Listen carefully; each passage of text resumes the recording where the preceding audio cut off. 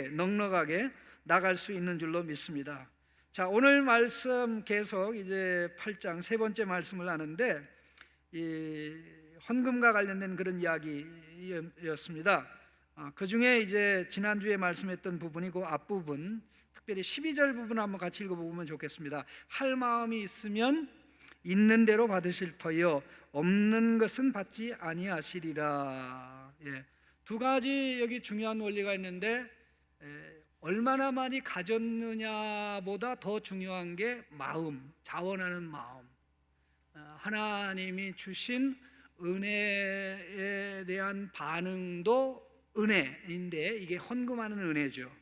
이 헌금을 통해서 형제 자매들을 보살피는 그런 은혜인데, 이 은혜는 내가 헌금해서 교회 안에 있는 성도들을 보살피는 것이 아니라 고린도 교회 같은 경우는 또 빌립보 교회도 마찬가지고 마게도니아 교회가 다 그런 교회인데 예루살렘 교회의 성도들을 섬기는 그런 일입니다. 그래서 제일 중요한 부분이 마음이다. 마음.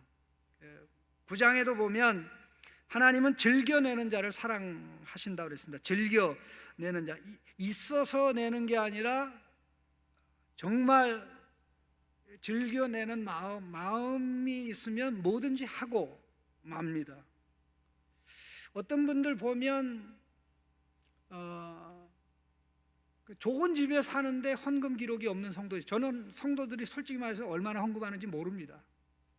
솔직히 말했어요. 몰라요. 그런데 헌금 안 하는 성도들은 제가 알고 있습니다. 근데 예상 밖에도 정말 좋은 옷 입고 좋은 집에 살면서도 헌금 기록이 없는 분들이 있어요. 돈이 없어서 그럴까? 마음의 문제죠. 그 마음의 문제입니다. 마음이 하나님 앞에 닫혀 있다는 것은 결국 하나님을 제대로 경험하지 못했다는 것입니다.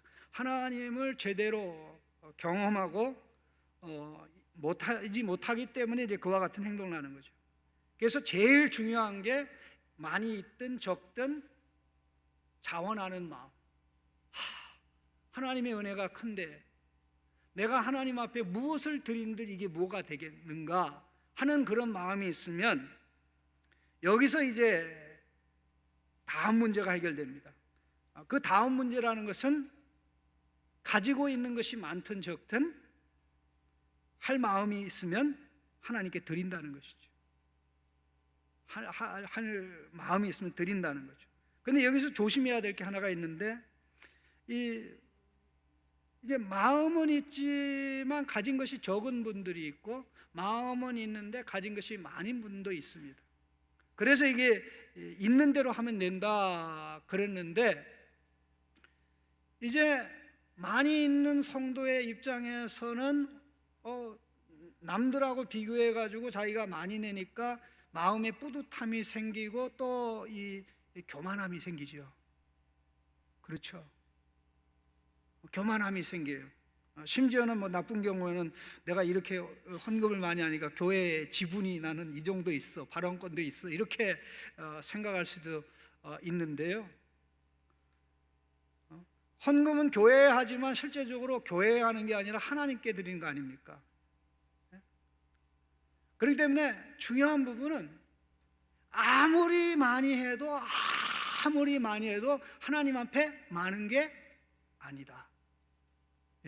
아무리 많이 해도 하나님께 많이 하는 게 아니다. 아무리 많이 해도 그 많이 하는 그것을 통하여 하나님을 우리에게 신세지게 하는 게 아니다. 하나님이 우리에게 신세질 일이 있나요? 하나님이 우리에게 빚진 일이 있나요? 하나님 우리에게 빚질 일이 없습니다. 하나님은 아무것도 안 주고 우리에게 무한대로 요구할 수 있어요. 그렇기 때문에 우리가 건강하려면 아무리 많은 것을 드린다고 할지라도 하나님이 내게 주신 은혜에 비하면 이건 아무것도 아니야. 그럼 이렇게 드리면서도 하나님 앞에 죄송한 마음을 가지게 되죠. 겸손한 마음을 가지게 되죠. 혹시라도 내가 이렇게 많이 드리는 가운데 내가 믿음으로 살지 않고 내가 좀 세상 방법을 이용해서 부당하게 돈을 벌어서 이렇게 하나님 앞에 드리는 것이 아닌가 하고 자기 자신을 돌아보게 되죠. 그래서 중요한 것은 할 마음만 있으면 많이 내도 많이 내는 게 아니다. 그러면 또 하나 중요한 게 있습니다. 많은 형편이 되는 분들은 많이 내므로 인해 교만해질 위험이 있는데, 또 적게 내는 분들은 그 적음으로 인해서 그것을 무시할 수 있는 가능성이 있는, 이게 뭐가 되겠나, 껌값도 안 되는데 이게 뭐가 되겠나 하면서 마음에 주눅이 들이고 그거를 이제 포기해버리는 그런 상황이 발생하니까, 중요한 부분은 아무리 작은 것도 하나님 앞에는 작은 게 아니죠. 지난주에 말씀드렸듯이 가부에 둘 랩돈, 사실 얼마 되지 않거든요. 하나님이 엘리야를 먹여 살릴 때 부잣집에 가서 엘리야를 먹여 살렸습니까? 단 한 끼밖에 남지 않은 이방인 사렙다 이 과부, 아들 하나와 남편이 없는 여인과 아들 하나밖에 없는, 그래서 마지막 요리할 것밖에 없는 그 가정에 보냈잖아요. 그러면 실제적으로 어떤 일이 일어납니까?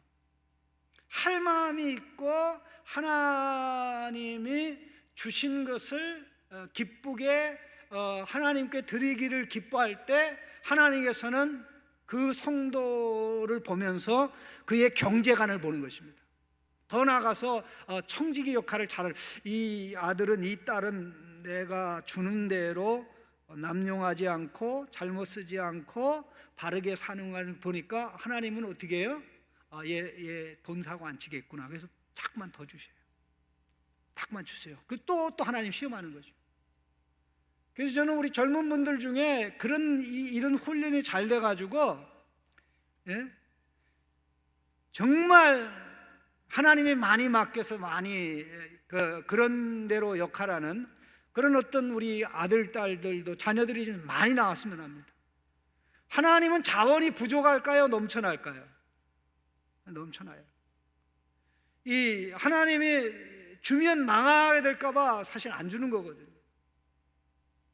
그래서 우리는 이 작은 이 원리를 통해서 이제 중요한 부분을 깨달아야 된다는 것입니다. 그래서 많이 낸다고 교만할 필요도 없고, 적게 낸다고 주눅들 필요 없고, 가장 중요한 것은 하나님, 나 이렇게 기쁩니다. 하나님의 은혜에 반응할 수 있어서 행복하고 기쁩니다. 이런 마음이 내가 끊임없이 일어날 수 있도록, 내가 하나님 앞에 받는 자가, 하나님 앞에 받는 내가 하나님 앞에 드린다니, 이게 말이 됩니까? 예? 말이 됩니까? 아니, 부모가 집 한 채를 사줘도, 집 한 채를 사줘서 잘 살고 있는데, 그 자식이 고마워가지고 좋은 식당에 가서 부모님 식사 대접하는데, 식사 대접하면서 생색 낼 수 있어요, 없어요? 생색 못 내죠. 생색 못 냅니다. 부모와 자식의 관계에서 그런데, 하나님과 하나님의 아들, 딸은 우리의 관계에서는 말로 다 할 수 없이 더 큰 것입니다. 하나님은 이 원리를 통해서 결국 우리의 손이 하나님의 돕는 손과 같은 역할을 하기를 원하는 겁니다. 그래서 바로 13절, 14절의 균등의 원리입니다. 균등. 나의 녹록함을 통해서 다른 지체들의 부족함을 채워주므로 적어도 필요에 있어서는 균등하게 채워지도록 하신다는 겁니다. 자, 이거 꼭 기억하시기 바랍니다. 가지고 있는 모든 것이 다 100으로 똑같게 균등하게 하는 것이 아니라, 필요한 것이 채워지도록 균등하게 한다는 것입니다.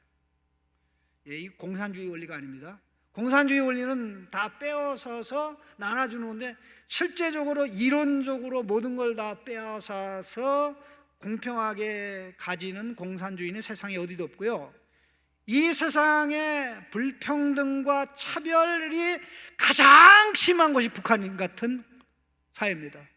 또 이 중국과 같은 그런 사회인데요, 예를 들어서 이 중국의 경우, 이 고위직에 있는 사람들이요, 돈이 얼마나 많으냐면 미국의 이 공무원들 있지 않습니까? 특별히 이 대통령을 비롯해서 국무장관 또 각부 장관들 비롯해서 거의 최탑에 있는 사람들이 가지고 있는 돈의 200배 정도 돈이 더 많습니다. 200배 정도. 북한이요, 평양에서 사는 사람만 사람이고 그 나머지는 사람이 아닙니다. 불평등이 가장 심한 데가, 다른 사람들이 다 굶어 죽어도 그 탑에 있는 사람들은 넘쳐나기 때문에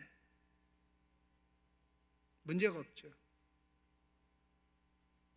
그러니까 공산주의든 사회주의든 허울만 사회주의, 실제적으로는 탐욕에 더 많이 사로잡혀 있는 사람들이 그 사람들입니다.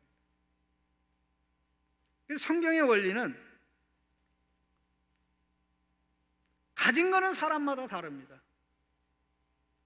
그러나 중요한 것은 가진 것 중에 일부는 생존에 문제가 되는 사람들의 필요를 채워줄 수 있는 양으로 하나님께서 성도들이 사용하기를 원한다는 것입니다. 재산 다 내놓으라는 게 아니고요, 그거는 성경에 그렇게 가르치지 않습니다. 오늘 이와 관련해서 굉장히 중요한 부분이 15절입니다. 15절의 내용을 한번 같이 읽어보겠습니다. 기록된 것과 같이 많이 거둔 자도 남지 아니하였고 적게 거둔 자도 모자라지 아니하였느니라. 이게 만나와 관련된 기록입니다. 자, 출애굽기 16장 16절에서 18절 말씀 한번 같이 읽어보겠습니다. 이 내용이 바로 그 내용을 반영하는 건데요, 같이 읽겠습니다. 여호와께서 이같이 명령하시기를 너희 각 사람은 먹을 만큼 이것을 거둘지니 곧 너희 사람 수요대로 한 사람에 한 오멜씩 거두되 각 사람이 그의 장막에 있는 자들을 위하여 거둘지니라 하셨느니라. 이스라엘 자손이 그같이 하였더니 그 거둔 것이 많기도 하고 적기도 하나 오멜로 되어본즉 많이 거둔 자도 남음이 없고 적게 거둔 자도 부족함이 없이 각 사람은 먹을 만큼만 거두었더라. 자, 이 말씀을 보면 몇 가지 중요한 게 있습니다. 이 첫 번째는 이제 아침에 해가 뜨기 전에 만나가 내릴 때 만나를 거두러 나가는데 각 집마다 딱 한 사람씩 나갑니다. 모든 식구가 다 벌떼처럼 나가는 게 아니고요, 각 가족을 대표해서 한 사람씩 나가는 겁니다. 주로 가장이 나가겠죠. 가장이 안 되면 아들이 그렇게 하겠죠. 그리고 두 번째 중요한 부분은 각 가정의 필요에 따라서 거두는 양이 달랐습니다. 두 번째입니다. 식구가 다섯이면 다섯 식구를 위해서 거두는 거죠. 식구가 2명이면 2사람 위해 거두는 것이죠. 중요한 것은 한 사람당 한 오멜입니다. 한 오멜. 한 오멜이라는 것은 2.3리터 정도 됩니다. 2.3리터 정도 되는데요, 그러면 식구가 5이면 이제 그만큼 거둘 거 아닙니까? 그런데 이게 참 놀라운 게, 어떤 사람은 식구가 많으니까 많이 거뒀을 거 아닙니까? 어떤 사람은 식구가 중에 적게 거뒀을 거 아닙니까?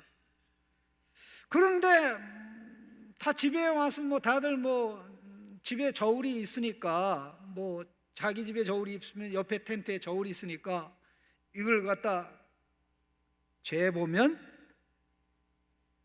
세상에 이런 일이. 18절 보세요. 오멜로 되어본즉 많이 거둔 자도 남음이 없고 적게 거둔 자도 부족함이 없이 각 사람은 먹을 만큼만 거뒀더라. 사람이 다 체구가 똑같지 않잖아. 어떤 사람은 키가 크고 어떤 사람은 작고, 어떤 사람은 힘이 세고 어떤 사람은 약하고, 어떤 사람은 남자고 어떤 사람은 여자고. 그러면 거둘 때에 이렇게 거둬서 저 사람은 많이 거두고 나는 이렇게 되겠나 했는데, 실제로 와서 저울에 딱 재보면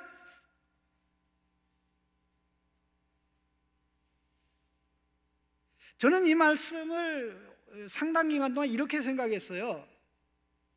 애굽에서 나온 이스라엘 백성이 하나님의 은혜에 감사하고 그래가지고 집에 이제 걷어왔는데, 5식구를 걷어왔는데, 실제로 보니까 이게 6명어치의 만나가 된 거예요. 그래서 옆집이 보니까 좀 모자라서 나눠주고, 또 나눠줘서 이렇게 균등하게 됐는 줄 알았어요.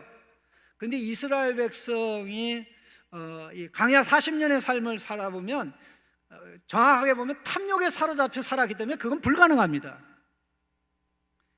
그리고 실제적으로 그 성경 말씀의 기록이 그들이 많이 걷어서 남아가지고 옆집에 줬다라는 기록이 없어요. 그러니까 하나님이 이걸 통해서 한 게, 하나님이 기적적으로 만나를 주신 하나님이 기적적으로 남지도 않고 모자라지도 않고 각 식구 세로 정확하게 하셨다는 거예요. 예? 한번 따라합시다. 하나님은 필요한 만큼 주신다. 예. 처음에는 적게 보이는데 보니까 적지 않다. 처음에는 많이 보이는데 실제로 보니까 딱 맞다. 이게 구약의 원리입니다. 이게 구약의 원리인데, 하나님의 일관적으로, 하나님이 주권적으로 만나를 농사에서 주신 것이 아니라 기적적인 방법으로 주신 하나님이 기적적인 방법으로 이제 집에 가서 이걸 다 재했을 때 한 식구당 한 오멜이 되도록 하나님이 공평하게 하셨어요. 그럼 하나님이 오늘날도 우리에게 그렇게 공평하게 하실까요? 봉급을 300만 원 받았어요. 그 식구가 하나예요. 그러니까 실제로 받을 때는 300만 원이었는데 한 달 쓰는데 필요한 액수로 한 150몇만 원 딱 줄어버렸어. 이렇게 되지 않습니다. 구약은, 기억을 하세요, 구약은 어린아이이기 때문에 하나님이 일방적으로 주권적인 방법으로 통일을 시킨 거예요. 그러나 신약의 성도는 어린아이가 아니라 성숙한 어른입니다.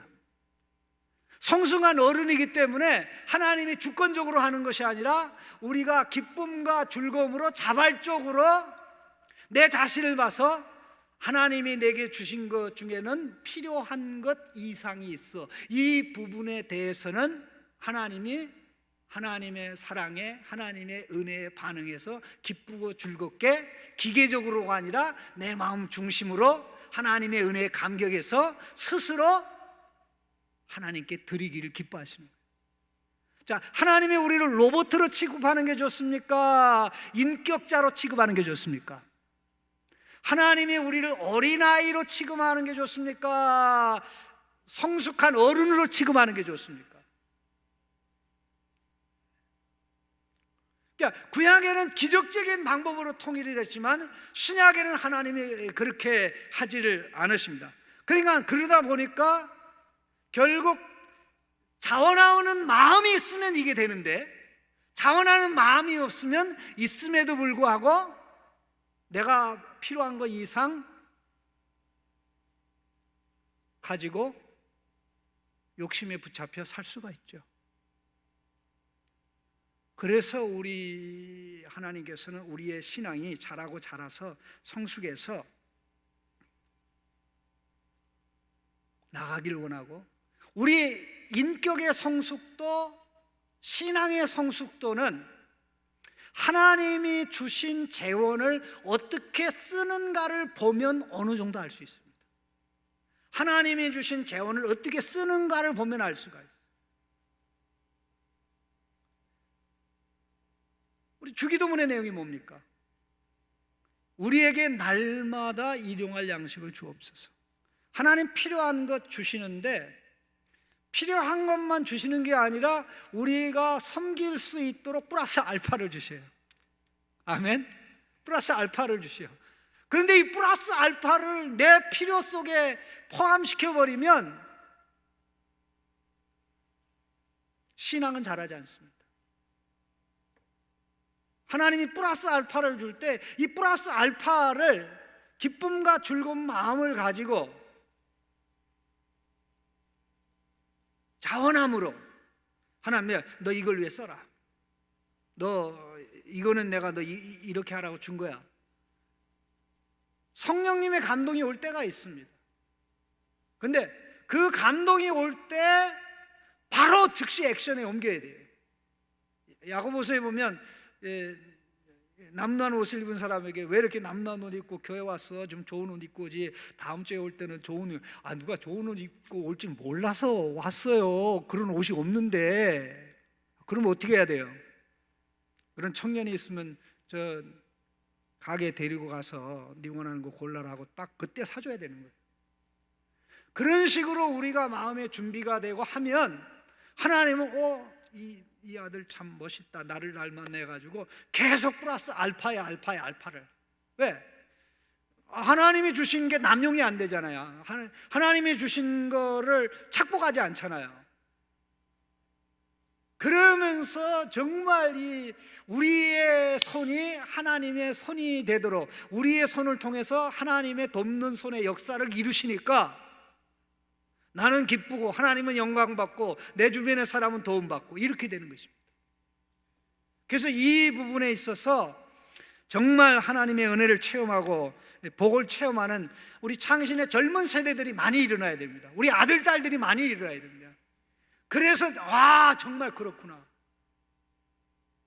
구약에는 만나를 하나님이 기적적으로 그냥 얼마나 많이 그냥 보따리를 가지고 왔든지 그렇게 가지고 왔든지 그렇게 가지고 와서도 아껴 먹어가지고 내일신을 넘겨놓으면 썩기도 하고 막 그래서 균등하게 했습니다만은 오늘 신약에는 우리는 하나님의 성숙한 아들, 딸로 하나님이 모시고 기대하시기에 너가 마음 중심을 바로 가지면 얼마든지 은혜에 반응해서 멋있게 살 수 있어.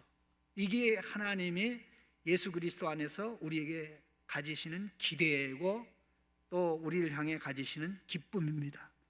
이런 은혜가 있기를 주님의 이름으로 축원합니다. 하나님 아버지 감사합니다. 오늘도 이렇게 잠시 말씀을 들었습니다.